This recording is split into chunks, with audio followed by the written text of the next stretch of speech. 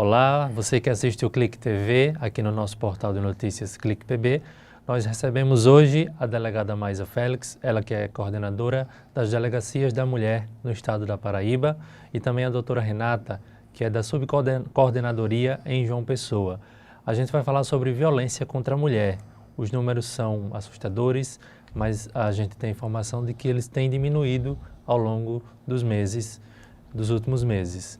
E a gente agradece a participação da delegada aqui com a gente nessa conversa para conscientizar um pouco sobre essa questão da violência que atinge as mulheres. A doutora Renata também, a gente agradece a participação aqui.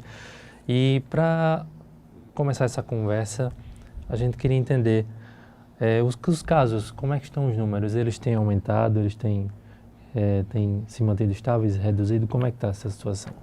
Primeiramente, agradecer a oportunidade, que o blog Clique PB oferece à instituição Polícia Civil, a nós que fazemos a coordenação, de termos esse espaço para, mais uma vez, levar à sociedade um tema tão complexo, que é a violência doméstica. Esta violência que maltrata não só a mulher, não é a mulher somente a vítima da violência, mas a família como um todo é vítima quando uma mulher sofre qualquer tipo de violência, principalmente no seu seio familiar. Precisamos mais do que nunca, como sociedade, nos conscientizarmos que o enfrentamento da violência contra a mulher é uma ação não somente das instituições de segurança pública, pelo contrário, é um enfrentamento que toda a sociedade tem que ter consciência. Nós precisamos que os homens, todas as instituições, a sociedade civil organizada, mais do que nunca, converse, se conscientize de que o que nos mata é o machismo. O que tem ceifado as nossas vidas é a questão cultural. Lamentavelmente, alguns homens acham que nós somos objetos, somos sua propriedade, que o casamento, que o namoro faz com que ele tenha, com relação à nossa vida, o poder de vida e morte. E aí nós conseguimos tudo. Eu vi isso recentemente em uma sessão que nós participamos na Assembleia Legislativa da professora Isa Rochelas. Conseguimos tudo. Hoje nós galgamos profissionalmente todas as funções, mas nós ainda não conseguimos sair de um relacionamento abusivo. Nós morremos quando nós dizemos não, quando nós gritamos que não queremos mais continuar numa relação abusiva. Então nós precisamos enfrentar isso, e nós só enfrentamos com a conscientização, com a informação, com a educação, debatendo esse tema, quebrando, lamentavelmente, o machismo que existe. Então nós precisamos de toda a sociedade para enfrentar a violência contra a mulher. Para isso nós temos vários serviços, o Estado disponibiliza vários serviços. A sociedade precisa utilizar. Nós não aguentamos mais ouvirmos, lamentavelmente, quando acontece a pior de todas as violências, que é exatamente a morte, o feminicídio dessas mulheres. E nós vamos escutar, na maioria das vezes, que essas mulheres nunca fizeram nenhuma denúncia, que toda a violência, lamentavelmente, ficou no seio familiar, nas amizades. Existe uma ferramenta hoje disponibilizada pelo governo do Estado, que é o 197. Você denuncia, você não é identificado, você dá o nome da vítima, o nome do agressor, o endereço e um pequeno histórico do que acontece com aquela senhora, com a vítima, e nós vamos investigar. Um pequeno ato de uma ligação telefônica evita muitas vezes, a grande maioria das vezes, um feminicídio futuramente. É verdade. A gente tem aí alguns dados, sobre essa questão da violência contra a mulher, no Estado. Como é que a gente está nessa situação? Exatamente. A gente tem observado, a gente tem que entender primeiro o seguinte: nem toda mulher que é assassinada, isso é considerado feminicídio. O feminicídio ele acontece quando a mulher é assassinada pelo fato de ser mulher mas em decorrência da violência doméstica ou pela condição de menosprezo ao gênero feminino. Então, em 2019, de janeiro e julho, nós tivemos 2018, desculpa, nós tivemos 54 mulheres assassinadas, certo? E em 2019, nós tivemos 41%. Nesse total de mulheres assassinadas, que nós chamamos, que faz parte do CVLI feminino, nós tivemos uma redução de 24%. Já com relação ao feminicídio propriamente dito, em 2018, nesse mesmo período, nós tivemos 25 casos, enquanto que agora, em 2019, nós tivemos 18, uma redução de 21%. A gente comemora, sim, essas reduções, mas cada mulher que morre, a gente sabe que não morre somente ela, atinge toda uma família. Então, o que a gente tem que fazer, como a doutora Maísa já mencionou antes, a questão da denúncia, a questão do apoio é primordial.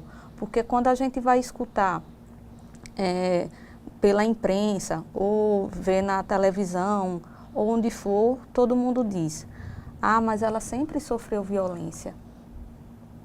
E algumas mulheres, não, na grande maioria das mulheres, não procuraram a delegacia antes. Mas o que é que você, como amigo, familiar, vizinho, você pode fazer? E isso é primordial. A gente tem que realmente continuar a informar que a mulher ela tem que denunciar a violência, porque violência doméstica não é besteira. É coisa boba, briga de marido e mulher, ninguém mete a colher. Não, todo mundo tem que se meter sim. Mas também nós, como sociedade, nós temos que ter o nosso papel. A gente não pode querer só que quando for alguém nosso, que os amigos, que os familiares e que os colegas de trabalho ajudem. A gente tem que ajudar as outras mulheres e a gente tem dois mecanismos. Se a ocorrência estiver acontecendo naquele momento, você está escutando os gritos, você está vendo a mulher sendo agredida, 190, que a polícia militar ela vai até aquele local, tenta verificar a ocorrência, se conseguir, prende em flagrante e leva para a delegacia para a gente fazer o procedimento. Mas se não é, naquele momento você sabe que é uma ocorrência já contínua. Ele trabalha fora, mas quando chega, bate na mulher, que isso dura mais de um dia, meses, anos, e que essa mulher ainda não tem coragem de denunciar. Então, você faz a denúncia por 197. E o primordial, que eu acredito, é o seguinte, para quem está do lado de fora, é muito fácil julgar. Mas ela passa tanto tempo por isso, é porque ela gosta, né? Ela não tem coragem, ela é fraca. A gente já chegou a escutar isso. Mas não é, porque a violência doméstica, você está denunciando, na grande maioria das vezes, o pai dos seus filhos, o seu marido, o seu ex-companheiro, o seu namorado, alguém com quem você tem uma relação íntima de afeto. Você gosta. Então, é difícil para ela entender que aquele suposto príncipe encantado, na verdade, é capaz de todas aquelas atrocidades. Então, até a própria sociedade, e às vezes a mulher, quando ela está presa num ciclo de violência, ela tenta justificar aquelas agressões. Porque teve uma raiva no trabalho, brigou com A, brigou com C, foi por conta da bebida, foi por conta da droga. E essas justificativas, bem como algumas dependências, dependência financeira, mas também a questão da dependência emocional, fazem com que a mulher fique presa nesse ciclo e, infelizmente, algumas não se percebem que passam por violência. Elas acham que fazem parte, porque a história familiar, quando ela vai procurar um amigo, procurar a família, mas eu passei por isso. Isso faz parte do casamento, isso faz parte do relacionamento. Porque a questão da violência doméstica, quando você falou dos números, a gente sempre enxerga esses números de uma forma de que as mulheres estão denunciando mais. Essa violência, ela sempre existiu, só que ela não dava, ninguém falava, se jogava para debaixo do tapete. E agora não, as mulheres procuram mais, os vizinhos denunciam mais. Então, a gente ainda sabe que tem muitas mulheres que ainda não tem coragem. Então, bater nessa tecla da denúncia, bater na tecla de que a população, que a sociedade tem um papel importante, tem que ser falado. Porque a gente não pode mais baixar a cabeça, ou como a gente às vezes escuta, mas não era ninguém meu. E a gente não pode mais aceitar essa situação. É a omissão, né, da questão social é a omissão, e a questão dessa coisa também do caso da mulher, como a senhora falou, do sentimento e também da dependência, né? Principalmente essa dependência financeira, que a mulher se vê refém, presa a esse homem, como se fosse uma prisão perpétua, né? Ela sabe que se denunciar, ela pode, ela sente que vai ficar sem recursos financeiros para poder se manter, e aí isso acaba esfriando aquela questão da denúncia via tona. E eu acho que o pior do que a dependência financeira é a dependência emocional. Ela acredita que aquele é o amor da vida dela, que ela só vai ser feliz com ele. Porque ela entrou naquela relação acreditando nisso, vendo isso, né? Porque às vezes o homem... E nutre essa situação, porque quando a gente vai ver, muitas das mulheres são as provedoras da casa, financeiramente. A história do príncipe encantado, né? Porque a maior dependência não é a dependência, na realidade, a dependência econômica, ela tem um peso muito forte. Mas o que nós estamos observando hoje é exatamente aquela dependência, existe a dependência econômica, existe a dependência emocional. Então, a dependência econômica, quando você consegue dar a essa mulher uma situação estável para ela voltar ao mercado de trabalho, né, você consegue resgatá-la, tirá-la do ciclo da violência. Mas a dependência emocional, ela é bastante complexa. Nós vamos ter aí mulheres, como a doutora Renata falou, mulheres que hoje procuram a delegacia numa primeira agressão, né, para denunciar. Nós vamos ter mulheres que denunciam, vamos ter mulheres que estão com medidas protetivas, mas elas não conseguem sair do ciclo. Por que não conseguem sair do ciclo? Porque existe uma dependência. A questão cultural, a questão de como nós fomos educadas para encarar a questão do casamento, não é? A questão cultural é muito forte. Então nós precisamos fortalecer essa mulher, não só para inseri-la novamente no mercado de trabalho, quando a questão da dependência financeira, mas quando essa dependência é emocional, essa mulher tem uma independência financeira, mas é emocionalmente dependente, nós temos um trabalho muito maior. Precisa um resgate muito mais profundo da sua autoestima. Porque o agressor, na maioria das vezes, ele coloca a responsabilidade dos seus atos, dos seus crimes, ele tenta passar para a vítima. Como a vítima fosse a responsável pelas atitudes que ele toma com ela. Tem muito disso, né? Com quem ele tem a respostas, né? Que certo? Ele dá. Então, muitas vezes nós vamos ouvir mulheres com 10 anos de vida conjugal, de relacionamento, de uma convivência abusiva. Ela não consegue sair, já tentou algumas vezes, mas não consegue sair. Por quê? Porque na maioria das vezes essa mulher, quando sofre essa primeira agressão, a primeira violência psicológica, não é? Essa mulher, quando vai procurar ajuda, as pessoas às vezes, por falta de informação, dá o seguinte conselho: aguente, tenha um pouco de paciência, isso é normal, o homem tem essas atitudes, não é? Então, são esse tipo de conselho, muitas vezes, que leva com que a mulher continue no relacionamento abusivo. E muitas vezes você não percebe também quando você começa a entrar nesse relacionamento abusivo. E você não entra num relacionamento abusivo no dia que você casa. Isso acontece no início do namoro, que você não percebe. Porque no momento da paixão, no momento de todo o envolvimento emocional, é difícil você imaginar que aquela pessoa com quem você tem um relacionamento começa a proibir você de andar de short, começa a proibir você de frequentar algumas festas, começa a proibir você de ter contato com alguns amigos seus, com algumas amigas suas. Você começa a achar que aquilo é um zelo, é um cuidado. E na realidade, aquele comportamento não é um zelo, não é um cuidado. É um abuso, é uma violência. Você começa a ir para as festas e o indivíduo começa a dizer que você não pode olhar de lado, você não pode cumprimentar um amigo, você não pode dançar assim, você não pode dançar desse jeito. Isso não é amor, isso é violência. Você começa a perder a sua individualidade de decidir o que você quer ou não. Você já não veste mais uma roupa que você quer. Ele é que escolhe suas roupas. Daqui a um certo momento, você sem perceber, você está num ciclo onde ele vai e diz a você que você não pode ir na casa dos seus pais, você não pode visitar a sua família. Ele não quer sua família na sua casa. E começa a isolar você, não é? De todo o seu ciclo. Você não tem mais contato com ninguém, suas amizades vão se afastando aos poucos, a própria família muitas vezes se afasta.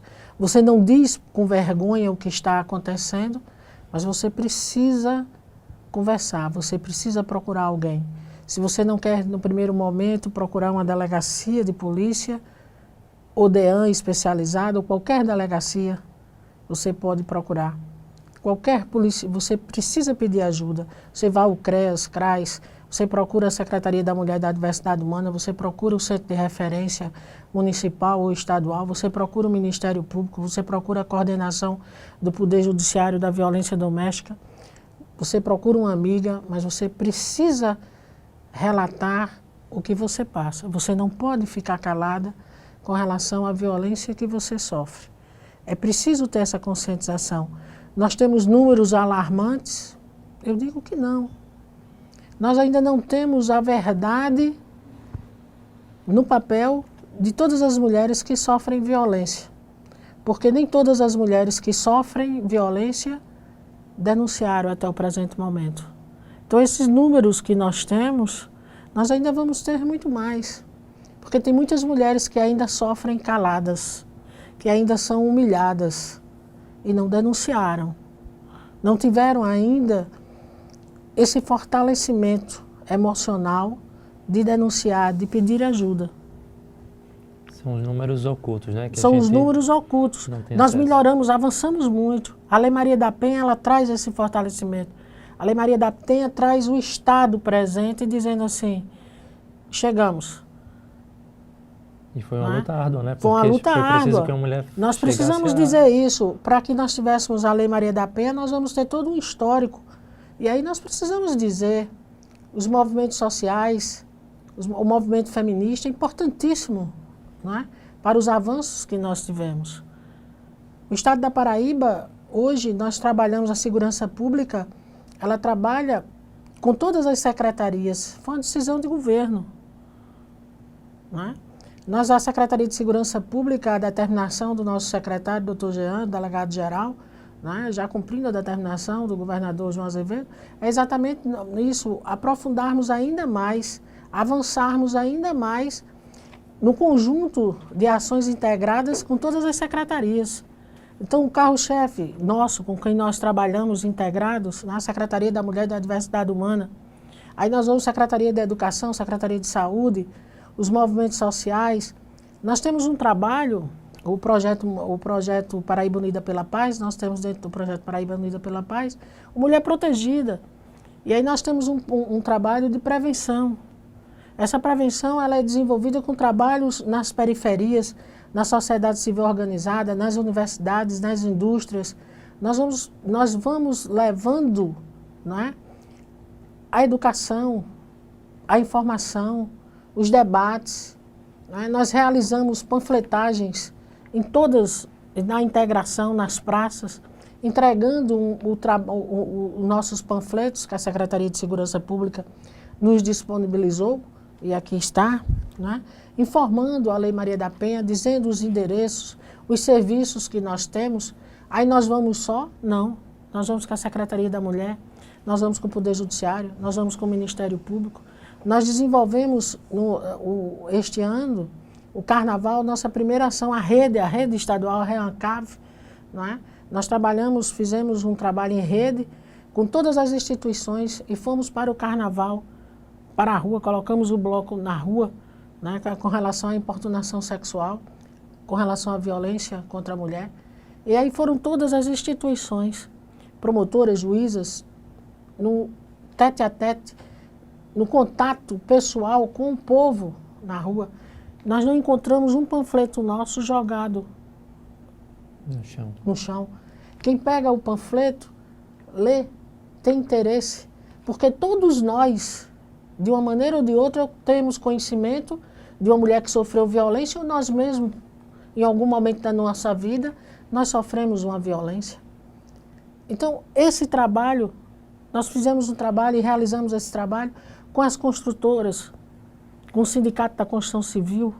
Nós vamos para todo e qualquer lugar, qualquer hora, vamos para as indústrias de madrugada e vamos desenvolver ali com os trabalhadores, conversando, dialogando, discutindo.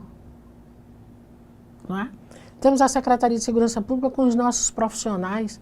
A Secretaria hoje, a Polícia Civil hoje desenvolve com a Academia de Polícia. Nós desenvolvemos 2 grandes seminários já e vamos desenvolver o 3º seminário este ano, grande, com os profissionais da área de segurança pública, não só policiais civis, policiais militares, corpo de bombeiro, porque nós trabalhamos em conjunto. Isso é um trabalho em conjunto, não é um trabalho só da instituição Polícia Civil. Então nós temos o SOS Mulher dentro do nosso programa, né? Aquelas mulheres que não desejam ir para a casa-abrigo em situação iminente de morte, elas já recebem o SOS Mulher, é um aparelho telefônico onde então ela é monitorada a um programa por GPS, onde ela é monitorada 24 horas. Então essa mulher mora em Mangabeira, mas trabalha no Cabo Branco. Tem um desenho, o programa Paraíba Unida pela Paz, são 3 corações, amarelo, verde e vermelho. Quando aciona o vermelho, o verde está tudo em ordem, nós marcamos um dia aleatório, nós conversamos com ela. Mas o amarelo, ela já recebeu algumas mensagens do indivíduo, dizendo que vai esperar quando ela sai do local de trabalho. O vermelho, ela tem já a visualização, no que ela clica, abre a tela no setor do CIOP, que é coordenado por um oficial, né, que de imediato entra em contato com ela, e independente do contato telefônico, se conseguir ou não, uma viatura deslocada ao local onde essa mulher está trabalhando. Isso a qualquer hora. Se ela, por exemplo, ela saiu do seu trabalho, foi em casa, voltou, mas vai a uma festa, nós fazemos esse monitoramento. Isso quer dizer que ela não possa sofrer uma agressão? Não. Obviamente que não. Mas é uma ferramenta disponibilizada para que essa mulher tenha uma resposta mais célere por parte do Estado no momento que ela sofra qualquer agressão. Aí nós vamos ter um grande plus, né? Um grande programa agora que está sendo colocado em prática já, e nós ganhamos agora no dia 9, nós fizemos 13 anos da Lei Maria da Penha, e o governo do Estado lança um programa, né, a Patrulha Maria da Penha, que tem um diferencial que nós precisamos registrar, que é exatamente o atendimento, a fiscalização das medidas protetivas. Isso é muito importante.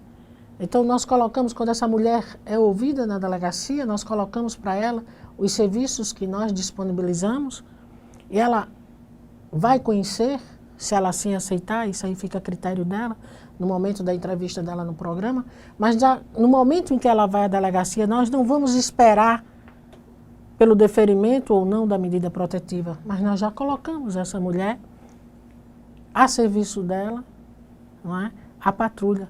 Nós já fazemos esse encaminhamento. Então é um serviço a mais que é disponibilizado para essa mulher vítima de violência. São políticas de enfrentamento. Nós precisamos nos conscientizar que precisamos enfrentar a violência discutindo, conversando todos os dias com os nossos filhos, com os nossos companheiros. Precisamos que nos locais de trabalho, e aí a imprensa, nós fazemos esse agradecimento aqui, aproveito esse espaço, que tem sido um parceiro importantíssimo nesse momento. Nós precisamos mais do que nunca que os homens, não é, venham dialogar, participe conosco. Se a imprensa quiser participar conosco também, na hora em que nós vamos fazer essas palestras, nós fazemos palestras com 200, 300 mulheres e homens. Porque os homens também precisam se conscientizar. Porque eles precisam se conscientizar que o que está nos matando... Ora, você veja, nós corremos risco, o maior risco de nós sofrermos uma violência física emocional, psicológica, não é no meu habitat de trabalho, não é quando eu vou a uma festa, a uma curtição.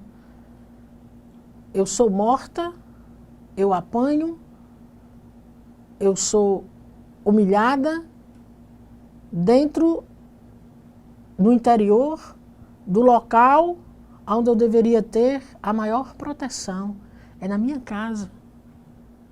Então nós precisamos dialogar. Onde é que nós sofremos a maior violência sexual, que nós não gostamos de falar? Não é na via pública, não é quando eu saio da minha igreja, quando eu saio de uma festa, não. É dentro de casa. Quem me violenta, quem me estupra, quem me bate, quem me mata, é meu companheiro, é meu ex-companheiro, é o pai dos meus filhos. Então nós precisamos quebrar, lamentavelmente ainda, o tabu existente e conversarmos, tirarmos as máscaras. Que muitas vezes tem Né? isso, Que muitas né? vezes nós colocamos, é o lar, mas um lar que não existe respeito, que não existe respeito com os seus, não é um lar. É verdade. Não é? Tem. Então nós precisamos discutir. Nós estamos morrendo não é na rua, não. Quem nos mata não é um desconhecido. Quem nos mata são nossos companheiros, pelo machismo. É verdade. A Não é? humilhação dentro de Pela casa, né? falta. Manifestada com Pois várias é. situações, com as humilhações psicológicas, né? Os gritos, os xingamentos, dizer que a mulher não sabe fazer direito às tarefas domésticas, tapas, empurrões. E como a senhora falou, né? Os primeiros sinais que às vezes nem são de violência mais explícita, mas de controle na roupa, na saída da mulher. E hoje em dia com o celular também, né? Tem essa questão da vigilância no celular da mulher. E como a senhora falou agora da questão do estupro, que muito se fala do estupro com um homem desconhecido na rua, uma mulher que seja abordada em uma rua mais escura. Mas tem um estupro dentro de casa por conta dessa questão de a mulher não querer naquele momento, mas o companheiro se sente dono, proprietário da mulher, e aí a obriga então nessa relação. E muitas vezes ela não conta porque, além da vergonha da situação ali, por considerar assim, é o marido, então ela não entende muito bem isso como estupro, e por isso toda essa informação para a mulher, por isso essa conscientização também dos homens de entender onde eles não devem agir como criminosos, né? Com uma conscientização geral, né? De toda a sociedade, da mulher como o potencial vítima e do homem como potencial agressor. A questão principal aí, Lucas, você tocou no ponto que é a questão de se achar o dono, né? As mulheres estão perdendo mais esse medo, mais essa vergonha. Eu acho que mais do que o medo é a questão da vergonha, porque você se sente, como algumas falam, minha mãe olhou para mim e disse, você não consegue nem sustentar seu casamento? Que tipo de mulher é você? A cobrança dos outros, né? É porque essa cultura de que a mulher tem que baixar a cabeça, aceitar tudo, ainda está muito presente. Então a gente só vai mudar isso com educação. E aí educar nossos meninos e nossas meninas. Né? Que para num futuro não tão distante, a gente possa achar que violência não é normal. Como durante muito tempo era coisa de briga de marido e mulher, faz parte, não faz. É crime, a gente tem que parar de dizer, mas ele é um homem de bem. E não justifica, né? Não, ele é agressor, ele é criminoso. Ele pode não ser um homicida, um traficante, mas ele é criminoso. Essas justificativas não são mais aceitas. E a gente tem que dar, sim, a mão a essa mulher que está passando por essa situação. Nessa questão do controle, a gente vê também os casos de cárcere privado, né? É uma questão assim que a gente vê em pleno século XXI ainda acontecer, mas por essa questão do controle, que começa com a roupa, começa com as saídas, com o comportamento da mulher, e aí esse controle culmina no cárcere privado, que a gente encontra ainda hoje situações desse tipo, né? E a gente tem que entender que a questão do cárcere privado não é necessariamente você ficar trancada num ambiente. Como uma vez aconteceu um caso, existem sim situações em que ele tranca a porta, leva a chave e não lhe deixa sair.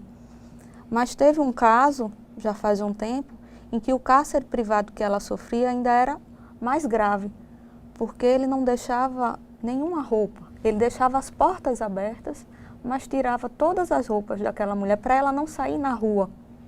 Nossa. Então, existem situações, a gente tem que ver que, infelizmente, são N situações que acontecem. E a gente não pode mais ficar julgando essa mulher, dizendo que ela gosta de apanhar, que ela gosta de sofrer. Ela não gosta de sofrer, mas ela às vezes não vê saída. Porque sair do ciclo da violência não é tão fácil. Não é num dia que tudo vai mudar. Quando ela determina, quando ela decide, eu vou sair, eu sempre digo, aquele é o primeiro dia do resto da vida dela. É o primeiro passo do resto da vida dela. Ali é um passo que ela está dando, mas que ela tem que dar sempre. Porque como existe uma relação, como existe um sentimento envolvido, a chance de ela reatar esse relacionamento é grande. Porque ele pode se mostrar arrependido, ele pode pedir desculpa, ele pode pedir perdão, diz que não vai fazer mais e ela vai acreditar que aquilo realmente vai acontecer. E uma coisa que tem que ficar clara, a violência, ela não some de uma hora para outra. Essa ilusão de que vai sumir, não some. Infelizmente, o que a gente tem percebido é que cada vez mais a violência ela vai aumentar e pode chegar, sim, a uma questão de um feminicídio. Felizmente, né? Essa questão aí do homem agressor, como é que vocês veem? Existe essa chance do agressor no nível mais do feminicídio, da agressão em si, em todas as formas? Existe chance dele se tornar novamente um homem no qual a mulher possa confiar? A Lei Maria da Penha, ela é uma lei tão abrangente que ela coloca a questão dos grupos reflexivos. Nós temos aqui já na Paraíba grupos reflexivos com o Ministério Público. Com o Poder Judiciário. Com o Poder Judiciário. Já tem alguns grupos já desenvolvendo esse trabalho. Com homens, né? Fazendo esse trabalho. Vamos dizer aí a discussão da masculinidade tóxica. Né? Eu acredito no potencial do ser humano de mudanças. Quando nós não acreditamos que o ser humano pode mudar, aí é o fim da civilização. Eu acredito que todos nós temos a capacidade de mudarmos. Agora, nós precisamos o Estado tem que ter as ferramentas, e aí a própria Lei Maria da Penha ela traz esses grupos reflexivos.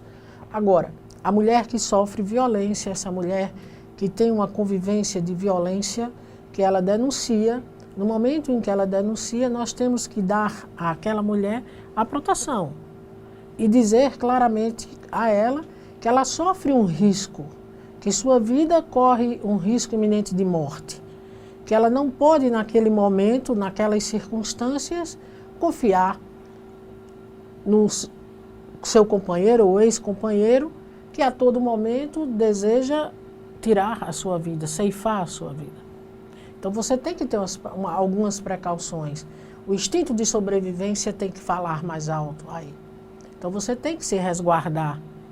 E nós precisamos, para ter a proteção. Então nós dizemos a essa mulher, nós colocamos. A delegacia, ela não coloca, quando você denuncia, quando você procura ajuda, você não vai encontrar profissionais que vai dizer a você que você vai acabar o seu casamento, que você vai para um processo. Não. Nós vamos mostrar que ela não é justo, não é certo ela continuar vivendo num relacionamento abusivo, correndo o risco iminente de morte. Ela pode, após o seu fortalecimento, né, se assim ela entender, se quiser voltar à convivência, é um problema. O Estado tem o seu limite. Mas ela pode voltar para uma relação diferenciada, onde existe uma relação de respeito. Não quer dizer que todo o agressor não tem o direito de uma convivência, se ela assim o quiser. Mas isso tem que ser bem trabalhado, você tem que saber. De repente, um indivíduo que já desferiu facadas uma tentativa de feminicídio, lesões gravíssimas, os outros tipos de agressões, você olhar para essa pessoa e dizer, a senhora volta... Não, não é assim. Nós temos todo um trabalho. Nós precisamos fortalecer. Ela precisa entender que aquele relacionamento é abusivo. Você precisa entender que naquele relacionamento você sofre um grande risco de ter sua vida ceifada. Então, o único bem, o maior bem que você tem é a sua vida. Então, nós precisamos, obviamente, fortalecer essa mulher para que ela entenda, para que ela volte a ter a sua autoestima e ter aquilo que nós precisamos ter, que é o instinto de sobrevivência. Que uma mulher, no ciclo da violência, muitas vezes ela não tem, ela não consegue enxergar.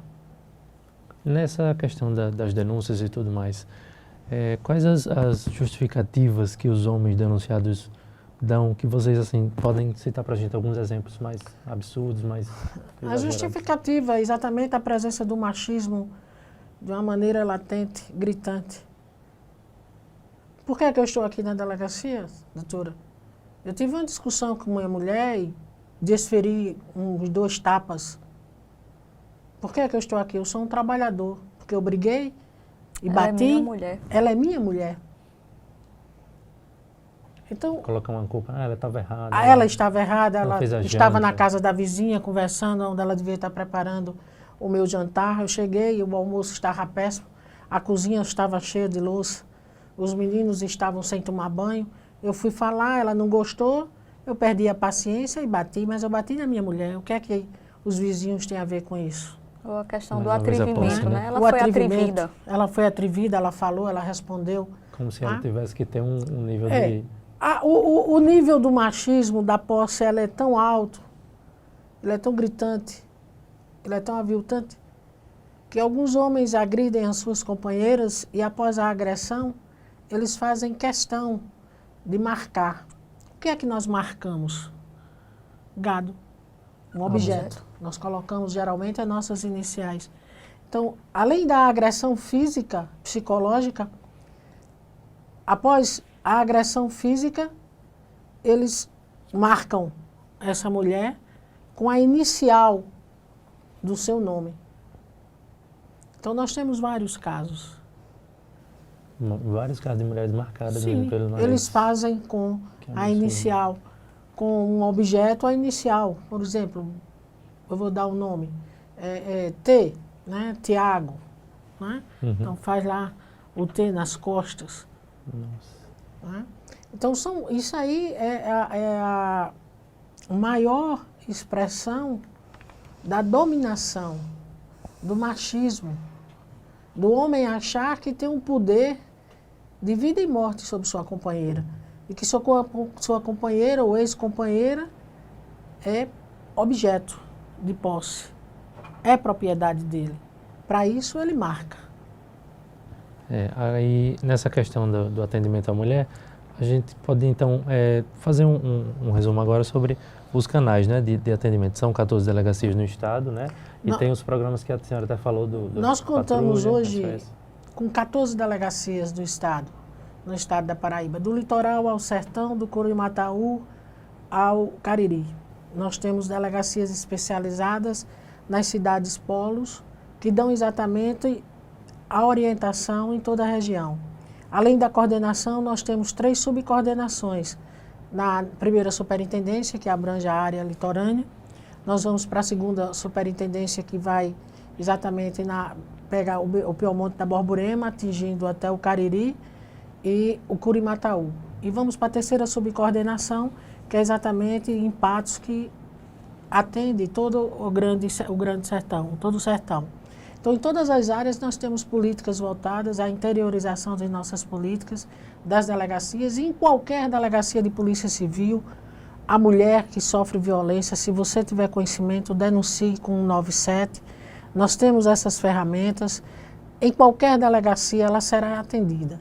A polícia civil, com a polícia militar, corpo de bombeiro, aonde chegar, nós temos policiais que estão sendo treinados diuturnamente nas nossas academias, para exatamente atender a qualquer tipo de ocorrência que envolva a mulher vítima de violência. Todos os nossos profissionais são qualificados para fazer esse atendimento. Se porventura ocorra algum mau atendimento, denuncie que nós tomaremos as providências. A Secretaria de Segurança Pública, a Polícia Civil, Polícia Militar, Corpo de Bombeiro, com sua corregedoria eficiente, tomará as providências. Mas nossos profissionais hoje são qualificados, têm essa orientação, receberam o treinamento para atender e atender bem qualquer tipo de ocorrência, mas no nosso caso aqui, em tela, a questão do enfrentamento da violência contra a mulher. Então nós temos os serviços, a Delegacia da Mulher, aqui em João Pessoa nós contamos com 2 delegacias, a DEAN Norte, que foi a primeira delegacia, que atende exatamente a região do centro, não é? E os bairros periféricos.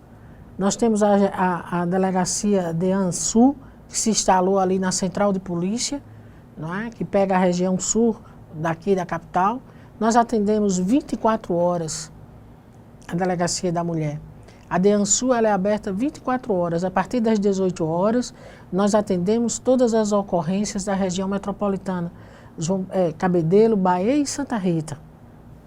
Sábados e domingos e feriados. A partir das 18 horas durante a semana, a DEAN Norte, que fica no centro, ela fecha porque ela funciona no expediente e o atendimento passa a ser na DEAN Sul. Aí nós atendemos João Pessoa, Cabedelo, Bahia e Santa Rita. Nós vamos atender mulheres vítimas de violência, crianças e adolescentes à noite, sábados e domingos nós atendemos, meninas, crianças e adolescentes vítimas da violência doméstica ou da violência sexual, nós atendemos no plantão, mulheres vítimas ou crianças e adolescentes vítimas, meninas vítimas da violência sexual no âmbito familiar ou não, nós também atendemos no nosso plantão. Então nós temos esse atendimento. Nós vamos ter um plantão em Campina Grande, da Delegacia da Mulher, em Campina Grande, sábados e domingos. Nós conseguimos já abrir a Delegacia de Campina Grande, sábados e domingos. Nós vamos ter um plantão também na DEAN de Patos, no Sertão. Fora o atendimento normal do expediente, nós vamos ter um atendimento sábados e domingos no município de Patos, fazendo esse atendimento às mulheres vítimas de violência. E aí tem Guarabira, Santa Rita, Mamanguape, aí né? São delegacias que funcionam no horário do expediente. Do expediente. Os plantões, nós funcionamos João Pessoa 24 horas, direto, nós não fechamos. É exatamente a DEAN Sul, que fica na Central de Polícia, no bairro do Geisel. E Campina Grande, sábados e domingos, Patos, sábados e domingos. Certo. E como está aqui no folheto, se não existir uma DEAN na sua cidade e região, você procura a Delegacia de Polícia mais próxima. E pode pedir uma medida protetiva, né? Pode, você pode. Nós funcionamos, nós solicitamos, a mulher quando ela é atendida na Delegacia da Mulher, vamos supor, o crime de ameaça, que depende da representação. Se essa mulher não desejar representar criminalmente contra o seu companheiro, mas ela deseja ter uma medida protetiva, ela solicita a medida protetiva, não é? Nós encaminhamos ao Poder Judiciário, esperamos o deferimento ou o indeferimento.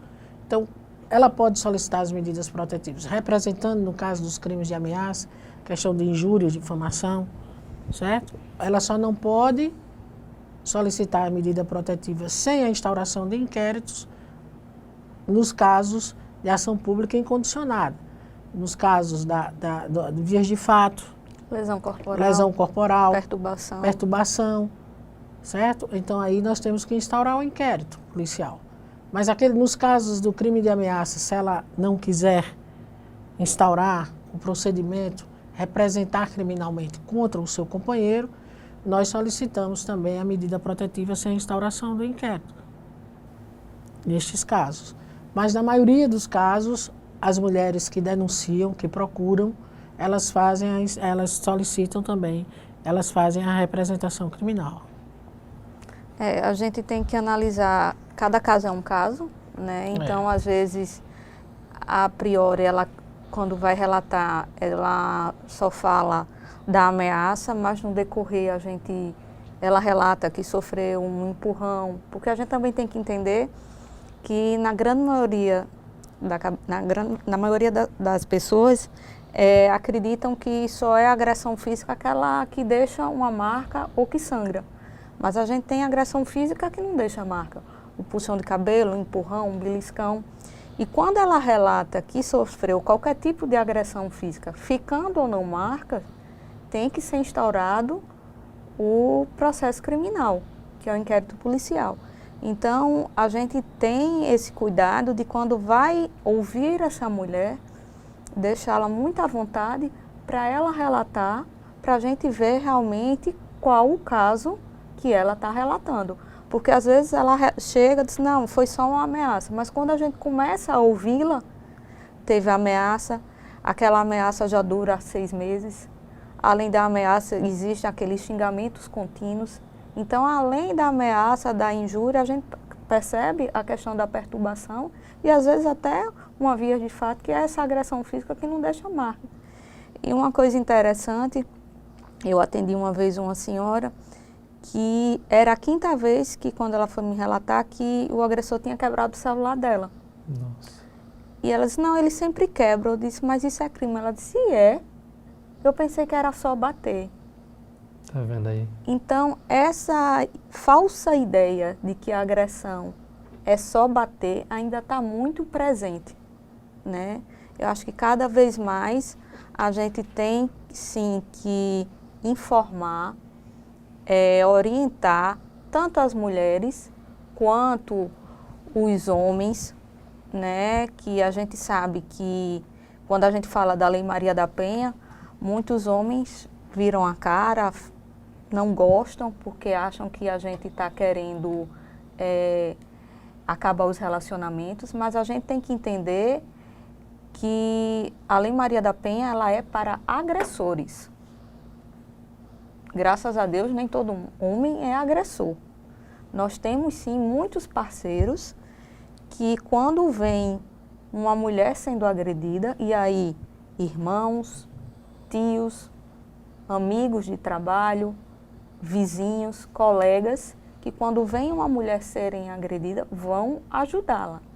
Então, acho que cada vez mais é importante também nós falarmos com mulheres, mas também com homens e com crianças. Porque as crianças, elas podem não ver, presenciar todas as agressões, como muitas não presenciam.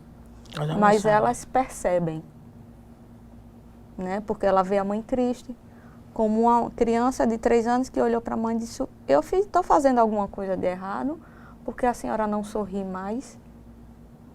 Uma criança de 3 anos perceber que a mãe está triste e se achar culpado por isso, isso não é normal. Uma mãe não ter o direito de ser chamada de mamãe ou qualquer coisa parecida, porque a criança só reproduz os xingamentos que o pai chama a mãe, isso é violência. Isso causa um dano muito grande, porque a chance de um menino que vive nessa situação de se tornar um futuro agressor é grande. Qual foi o exemplo que ele teve dentro de casa? Né? A menina de se tornar uma vítima também é grande, mas ainda bem que não é uma ciência exata, mas a gente sabe que se você vive num ambiente de violência, a probabilidade de você reproduzir num futuro aquela situação ainda é grande. Então, por isso que a gente cada vez mais tem que trabalhar com a educação. Aí de meninas, de meninos, de mulheres, de homens, de todos. Que a gente só vai mudar essa questão de violência doméstica quando todos, e aí todos, mulheres e homens, estiverem trabalhando nesse enfrentamento. É verdade. Então a gente agradece a participação de vocês aqui nesse debate. Sejam bem-vindas sempre. Muito obrigado pela participação. A gente que agradece a oportunidade. Nós é que agradecemos e estamos à disposição. Qualquer pessoa que necessite, que precise levar para qualquer comunidade, colégio, universidade, local de trabalho, qualquer local. Se tiver 2, 3, 4, 5, 10, não tem problema. Nós chegamos lá, levamos nossos panfletos, vamos conversar, vamos dialogar. Precisamos dialogar. Homens, principalmente no público predominantemente masculino, nós queremos conversar, falar do enfrentamento da violência com vocês, para uma parceria. Só com vocês é que nós vamos conseguir diminuir e acabar a violência contra a mulher. Muito obrigada. Muito obrigado a vocês. E o Clique TV fica por aqui. Muito obrigado pela sua audiência e até a próxima.